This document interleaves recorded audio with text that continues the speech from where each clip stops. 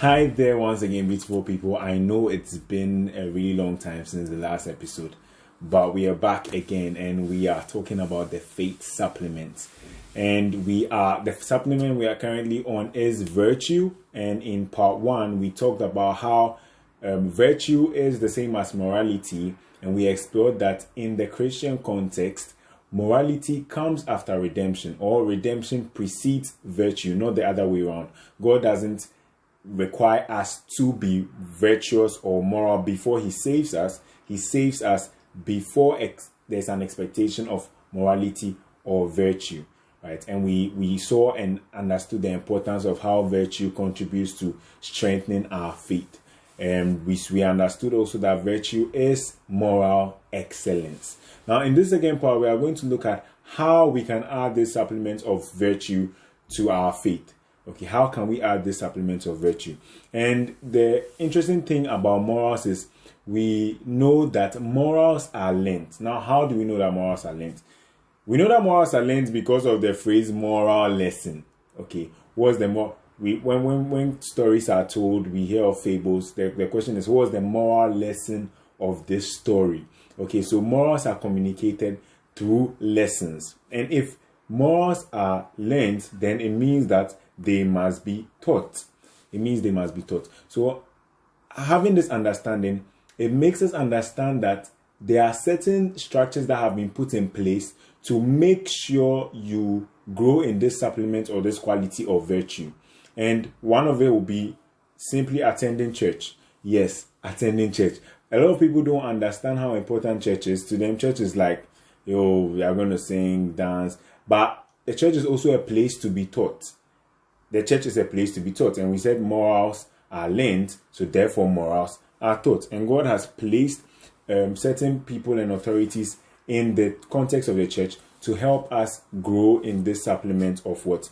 Of virtue.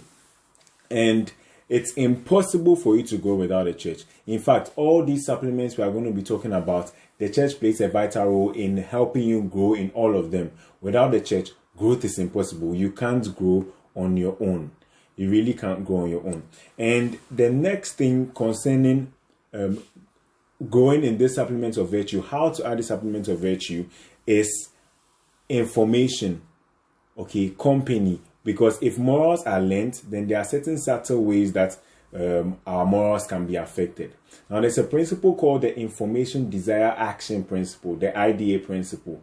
And all it just means is if there's a particular type of information you take into your system, or you take into you, it's going to stir up desires in you and you are going to act on them. So if you are exposed to negative information, negative desires are going to be stirred up in you, and you are going to act on those negative desires, right? So if you want to live a moral life, you should be exposed to positive information that energize the desire of morality within you, and then you are going to live out that moral life.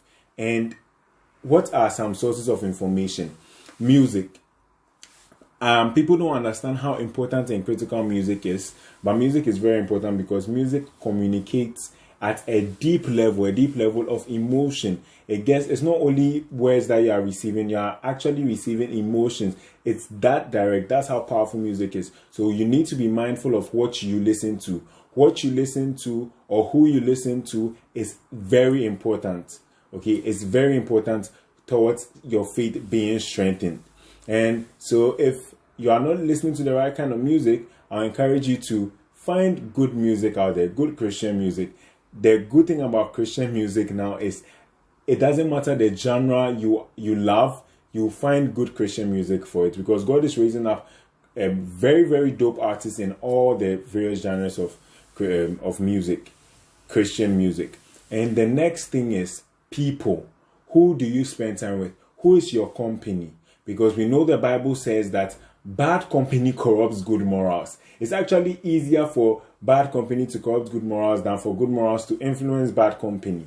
Okay, and bad company energizes immoral behavior as well. For example, let's take Colossians chapter 3 verse 5, which says that put to death therefore what is earthly in you, sexual immorality, impurity, passion, evil desire, and covetousness, which is idolatry. Now that phrase, put to death, It simply means cut off everything that energizes these things.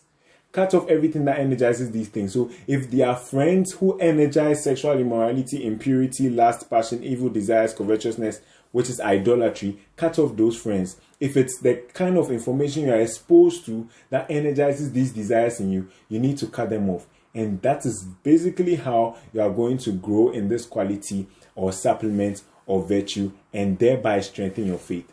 Thank you guys for listening, and I can't wait to have you on the next episode where we talk about knowledge. I'm very excited about that episode, and I hope to see you there. Have a lovely day.